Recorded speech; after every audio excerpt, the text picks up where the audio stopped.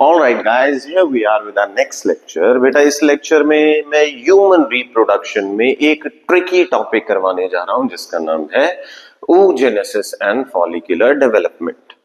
अब देखिए, एक फीमेल के अंदर जितने भी एग होते हैं वो उसके पैदा होने से पहले एम्ब्रियोनिक स्टेजेस में बन जाते हैं और फीमेल गैमीट फॉर्मेशन को क्या नाम दिया जाता है? That is called as oogenesis। oogenesis।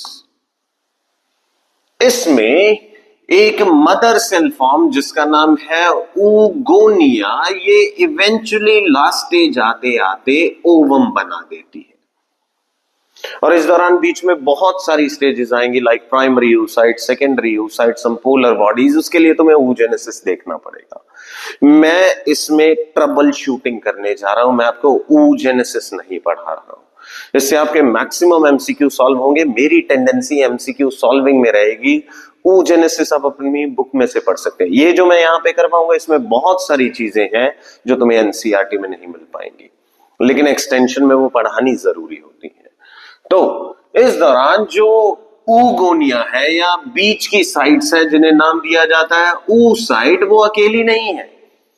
एक oocyte के पास हमेशा एक कवरिंग ऑफ सेल रहता है जिसे follicular layer, granulosa layer, thecal layer ऐसे नाम दिए जाते हैं।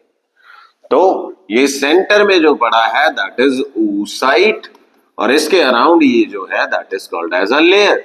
और दोनों चीजों को अगर मैं जोड़ दूं तो ये बनता है एक फॉलिकल। तो जब एक एग पैदा होने के बाद मैच्योर हो रहा होगा उसमें लेयर्स भी इंक्रीज कर रही होंगी और सेंटर में पड़ा oocyte भी अपनी मियोसिस निपटा रहा होगा। तो इस प्रोसेस में टोटल एनालॉजी क्या जाती है हम वो देख रहे हैं। तो मैं इन दोनों के बीच में लिंक एस्टैब्लिश करता हूं। तो जब एक फीमेल के अंदर चलती है फॉलिक्यूलर डेवलपमेंट, तो साथ की साथ उसके अंदर पड़ा, फॉलिकल के अंदर पड़ा oocyte अपनी कर रहा होता है oogenesis। दोनों साथ में चलते हैं। फॉलिकल के अंदर ओवम मियोसिस कंप्लीट कर रहा है तो मियोसिस कंप्लीट करने को oogenesis कहते हैं। बाहर लेयर डेवलपमेंट को हम फॉलिक्यूलर डेवलपमेंट कहते हैं। ओवरऑल फॉलिक्यूलर चल रहा है और अंदर मियोसिस चल रहा है जिसे हम oogenesis कहते हैं। तो इसमें स्टेजेस कौन सी हैं? सबसे पहली स्टेज का नाम है प्राइमोर्डियल फॉलिकल। अगर आपको स्पेलिंग में इश्यू आ रहा है, यहां पे थोड़ा सा मैं रिपीट कर देता हूं, दैट इज प्राइमोर्डियल फॉलिकल। ये सबसे एंशिएंट फॉलिकल है जो फीमेल की ओवरीज में बना ड्यूरिंग फीटल स्टेजेस। तो इसके अंदर जो oocyte है वो किस स्टेज में है? उसका नाम है क्या? Primary oocyte। Primary oocyte। Primordial follicle FSH hormone लेके डेवलप होता है into primary oocyte, not primary oocyte, sorry for that, that is primary follicle. इसके अंदर अभी मियोसिस कंप्लीट नहीं हुई है तो oocyte अभी भी प्राइमरी स्टेज में है।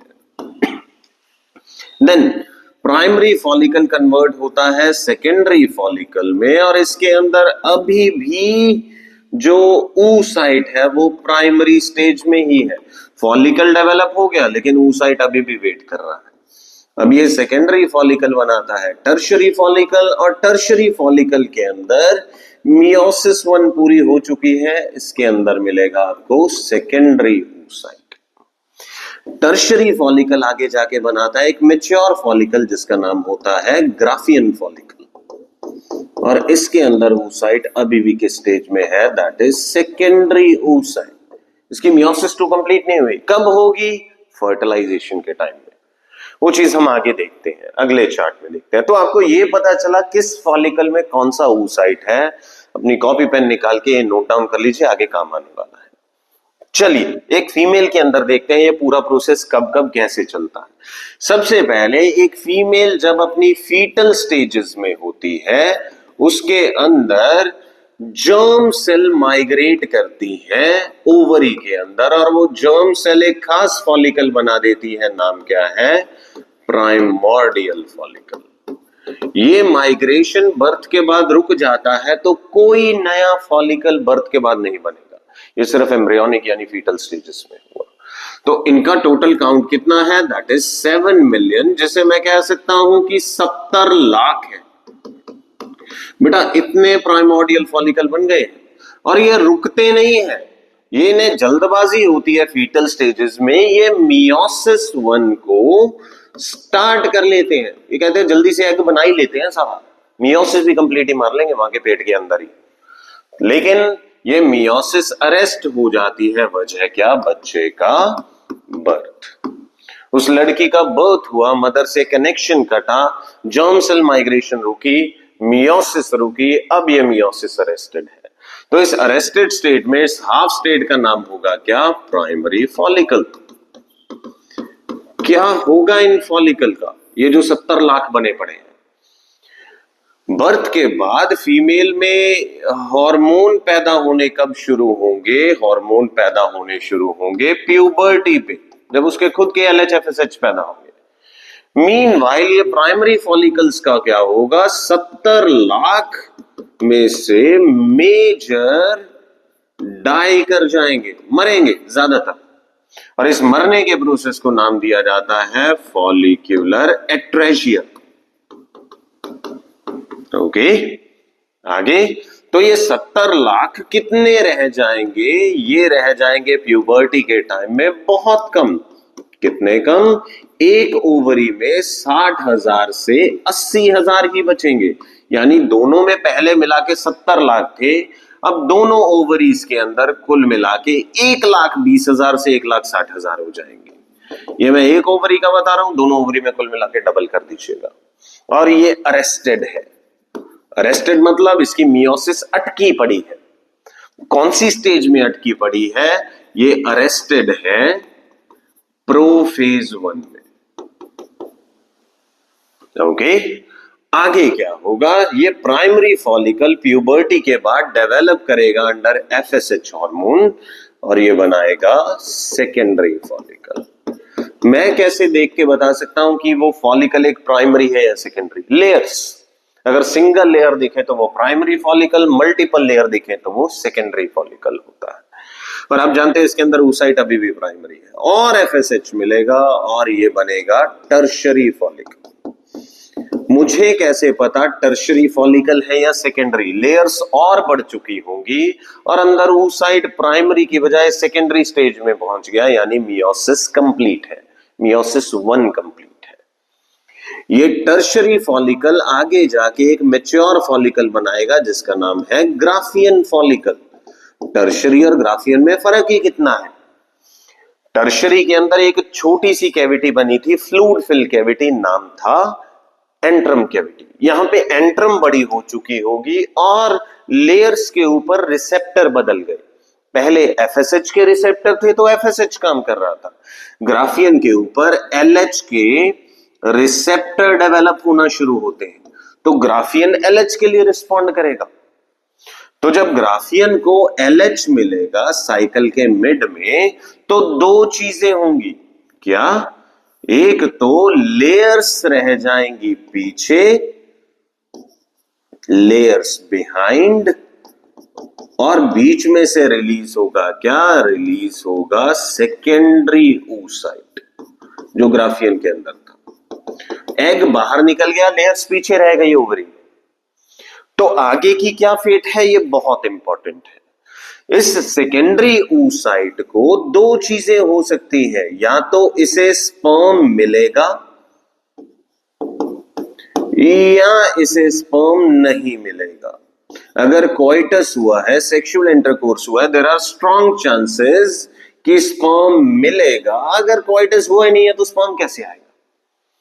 तो अगर स्पर्म मिला है तो इस सेकेंडरी oocyte की मियोसिस 2 कंप्लीट हो जाएगी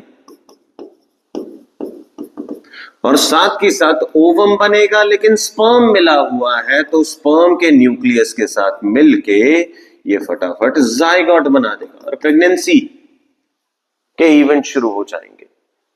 और अगर स्पर्म नहीं मिला तो सेकेंडरी oocyte की हो जाएगी विद इन 24 to 48 आवर्स इसकी डेथ हो जाएगी और अगले साइकिल ब्लीडिंग के दौरान ये मरा हुआ एग बाहर निकल जाएगा। इन लेयर्स का क्या होगा? ये लेयर पड़ी पड़ी कन्वर्ट होंगी कॉर्पस हेमरेजम में। कॉर्पस हेमरेजम कन्वर्ट होता है कॉर्पस ल्यूटियम में। किसने किया ये सारा काम? ये काम एलएच कर रहा है, कॉर्पस ल्यूटियम बना। अब कॉर्पस ल्यूटियम देखेगा कि यूट्रस में या फिलोपियन में काम क्या चल रहा है। अगर उसे देखा कि प्रेगनेंसी हो गई है तो कॉर्पस ल्यूटियम परसिस्ट करेगा कितने टाइम के लिए? 9 मंथ के लिए। वो प्रोजेस्टेरॉन पैदा करेगा ताकि प्रेगनेंसी मेंटेन रहे। और इनके स्पर्म नहीं मिला और प्रेगनेंसी नहीं हुई तो कॉर्पस ल्यूटियम की डेथ हो जाएगी साइकिल के 28वें दिन आते आते। तो ये ध्यान से देख लीजिए, ये वो चीजें हैं जिनमें से कई चीजें आपको बिखरे हुए टॉपिक के फॉर्म में एनसीईआरटी में मिलती हैं और हमें बहुत बड़ा टास्क रहता है कि इन्हें अरेंज कैसे करें। मैंने 3-4 टॉपिक एक साथ मिक्स किए हैं। इसमें एक चीज ध्यान रखिएगा, इतनी स्टेज के अंदर यहां से लेके यहां तक oogenesis की मियोसिस 1 चल रही है। यानी यहां पे अगर मेरे पास प्राइमरी oocyte है, यहां पे जाते जाते वो सेकेंडरी oocyte बन चुका होगा। क्लियर? और उसके बाद में सेकेंडरी oocyte अपनी मियोसिस कंप्लीट करेगा या नहीं, ये डिपेंड करता है फर्टिलाइजेशन हुई या नहीं, क्योंकि वो जो मियोसिस 2 अटकी हुई है उसे कंप्लीट करने का जो केमिकल है वो स्पर्म के पास होता है। Clear that? आई होप आपको इतनी चीजें समझ में आई होगी। ये सारी चीजें बहुत इंपॉर्टेंट है बोर्ड एग्जाम या नीट एग्जाम के कंटेक्स्ट में। चलिए मिलते हैं नेक्स्ट टाइम किसी नई ट्रबल शूटिंग के साथ। आज के लिए इतना ही है। Thank you so much.